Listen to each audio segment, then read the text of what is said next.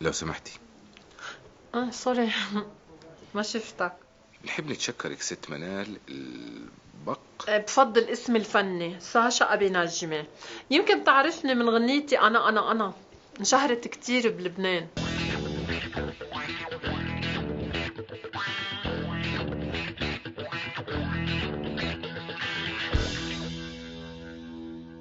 تمام. البحث بيستهدف شريحة واسعة من المجتمع لتمكين المراهقين والمراهقات ونشكل عندهم معرفة لأخذ قرارات صحيحة عن صحتهم الجنسية والإنجابية. بالمناسبة أنت أردنية مزبوط؟ أردنية. بس بيطلع قلبك على فنان تحكي بلهجة لبنانية صراحة. شكرا ساشا لتطوعك معنا للمشاركة في الدراسة الخاصة لبرنامج 10-12. أنا الدكتور الباحث المسؤول عن أخذ استبيان اليوم بعنوان صورة الجسد خلال البلوغ. ميرسي لألكم. ايه اكيد انا فيني فيدكم اكتر من الستات اللي ناطرين معي برا عن موضوع الجسد، يعني تفضل. شكرا إليك. السؤال الأول، كيف كان مدى رضاك عن نفسك بمرحلة البلوغ؟ يعني في مرحلة من المراحل كنت حب حالي، بس اللي كانوا حوالي خلوني انتبه لأشياء بحالي صرت اكرهها. مثل شو؟ يعني شكل جسمي عموما، طولي كان عامل لي مشكلة، ودائما كانوا المعلمين يقعدوني لحالي في آخر الصف. أها، عادة طول ميزة، ليش كان مسبب لك مشكلة؟ لأنه بعد ما كان عندي تضاريس بارزة في جسمي يلي منشوفها على ستارز في التلفزيون والمجلات، فحاولت زيد وزني بأماكن معينة، بس زاد بكل المطارح وصار عندي سليوليت. تمام. أهلك كانوا ملاحظين التغييرات والمشاعر اللي مريتي فيها؟ لا، حتى قرايبيني كانوا يعلقوا على وزني هيك بطريقة مؤذية. كل ما بنصح أو بنحف: ما شاء الله نصحانة ومتفحة، ايش ونحفانة ودبلانة، لهيك عاجبهم ولا هيك. كيف أثرت عليك تعليقاتهم؟ يعني صرت جوع حالي لدرجة اني صرت دوخ، والدورة الشهرية وقفت. صار يعني بتضايقني القصة.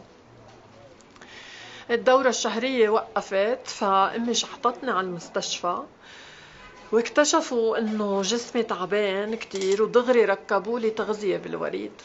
يعني تشخصت بمرض من أمراض اضطرابات الطعام زي البوليميا والأنوركسيا أو اضطراب تشوه الجسم اللي هو الBDD؟ ايه، طلع معي أنوركسيا. كنت جوع حالي لأني بخاف أنصح، بس قد ما ضعفت كنت لسه بشوف حالي ناصحة. والبوليميا كنت خاف جربها لأنه ما بحب شعور الاستفراغ وكتر الأسيد هيك بالمعدة، بتاكل السنين بعدين. بس في وحدة بصفي كانت على طول بتاكل بهوس وبعدين تستفرغهم، بس يا حرام لو تشوف شكلها هلأ. وعلى فكرة مش بس البنات، ذا بويز اللي بعرفهم قد ما ضربوا ستيرويدز أذوا حالهم كمان. تمام. هل أثر عليك المرض على المدى البعيد؟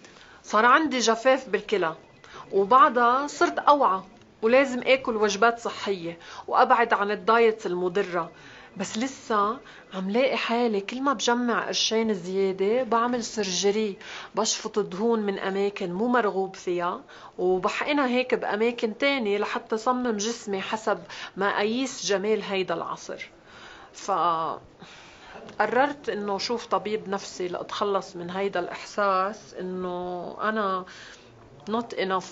منيح، لأنه شفط كمية زائدة من الدهون بشكل خطورة على الجسم، وكثير أشخاص خسروا حياتهم بهيك عمليات.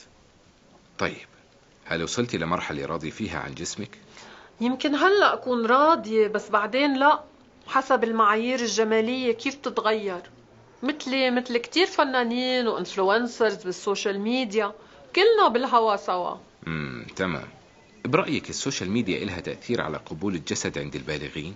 كتير إلها تأثير، لأنه ما عدنا شفنا حدا على شكله الطبيعي، كله مفلتر ومعمول له فوتوشوب. يعني إذا نحن كنا نتأثر بالتلفزيون والمجلات، جيل اليوم بتأثر أضعاف مع وجود السوشيال ميديا. شكرا ست ساشا على حضورك ومشاركتك معنا.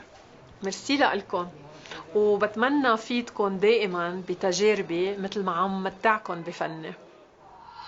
مع إنه كل واحد منا شكله مختلف عن التاني، لسه السوشيال ميديا والإعلام بيعطوا صور ومقاييس مش حقيقية وما بتعكس تنوع الأذواق، وهذا التأثير السلبي لسه أصعب بمرحلة المراهقة.